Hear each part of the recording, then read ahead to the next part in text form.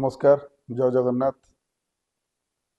आज वास्तव में आज सारा धर्मशाला आज गोटे पवित्र दिन। आज जून 4 2025 गोटे वर्ष आज के होगला नुआ सरकार एवं धर्मशाला साधारण जनसाधारण जो मत परिवर्तन होता एवं जून 4 2024 रे साधारण जनता साधारण लोक धर्मशालार मो पर आस्था प्रकट करी केते जे बाधा विघ्न एवं केते असुविधा सामना करी सरकार बदलैया दिन राति एक करी जो भरोसा रखी मते सरकार को मते आगु को सारथी भाव में पठेइतिले। आज मु सेई धर्मशाला वासी को आज मु पाखरे आज चिर ऋणी चिर आभारी एवं समस्त को मो हृदय नमस्कार करुच्ची एवं समस्त को अभिनंदन करुच्ची।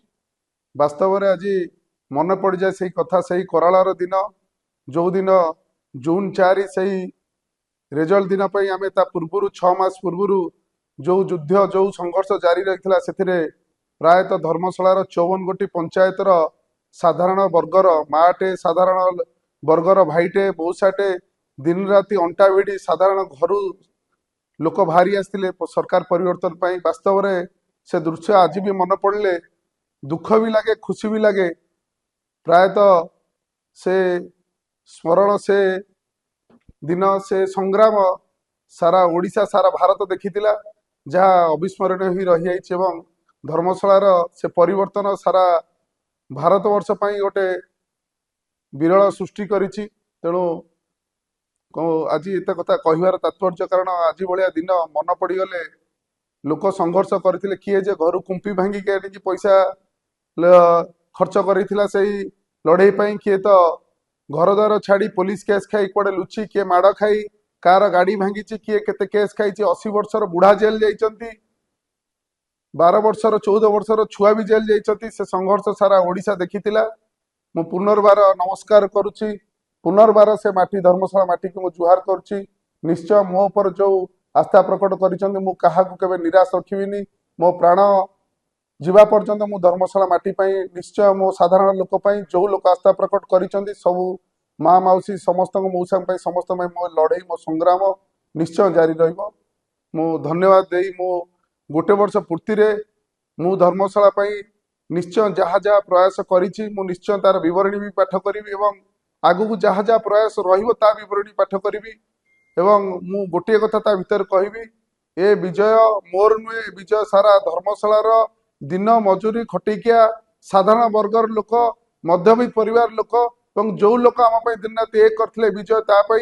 तेणु निश्चय समस्त हक अच्छे आम समस्ते मिसिकी धर्मशाला को आग को जो स्वप्न देखी निश्चय आग को नवा एवं ता भीतर निश्चय मोर भी किसी भूल भटका होते मत से भी क्षमा करदे। निश्चय आम समस्ते गोटे परिवार है आग को जीवा मनीष मात्र भूल थाए मोर भी जब कौन भूल थाए से भूल मत क्षमा करदे।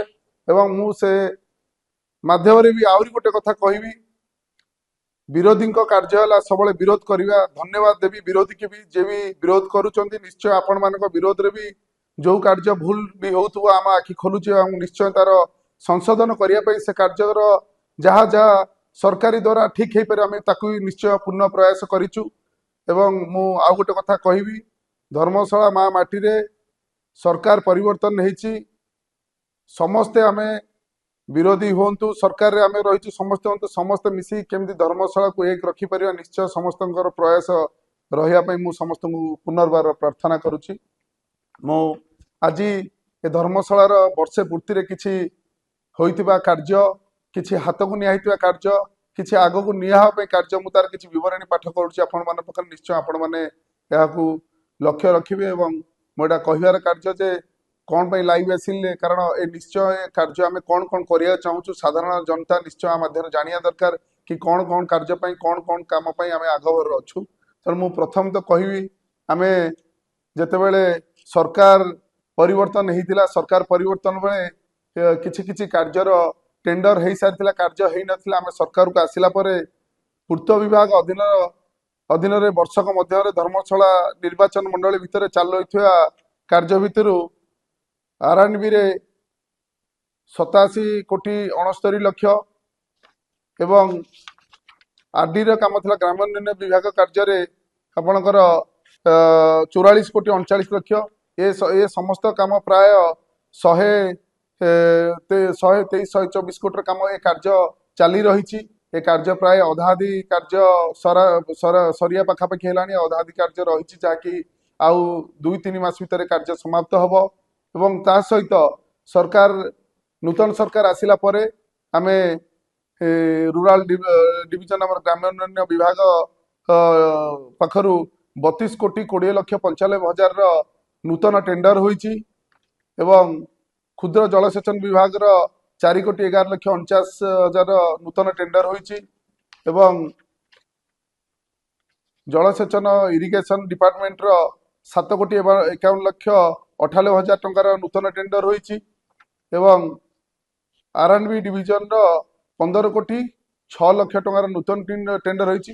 तो मोटामोटी ए वर्ष भितर 60 कोटी टंकार ए विभाग 60 कोटी टंकार नूतन सरकार आसिला पर एतिकी टेंडर होईची एवं से कार्य आपण मानकु सोशल मीडिया द्वारा से भी शेयर कर दिया छाड़ी दिया समस्त को न्यूज माध्यम छाड़ी दिया समस्त जानी परिवे एवं ता सहित आमे किछि कार्य जो कार्य को आमे वर्तमान सरकार अधीन रे टेंडर प्रक्रिया रे चालू रही कार्यक्रम जो जार एस्टिमेट कमिटी द्वारा एस्टिमेट चली जो कार्य गुरा मु आपन को सोशल मीडिया मध्य कही रखुची अक्टोबर रु नवेम्बर मास सुधा ए टेंडर कार्य गुरा आरंभ होई जिवो। से कार्य विधर पूर्त विभाग रु हला धर्मशाला रु कवाट बंध पर्यंत रास्ता प्रशस्ति उन्नतिकरण पई 49,56,00,000 व्यवहार कराई। चंडीखोल रु नागपोल पर्यंत रास्ता प्रशस्ति और उन्नतिकरण 20,50,00,000 व्यवहार कराई।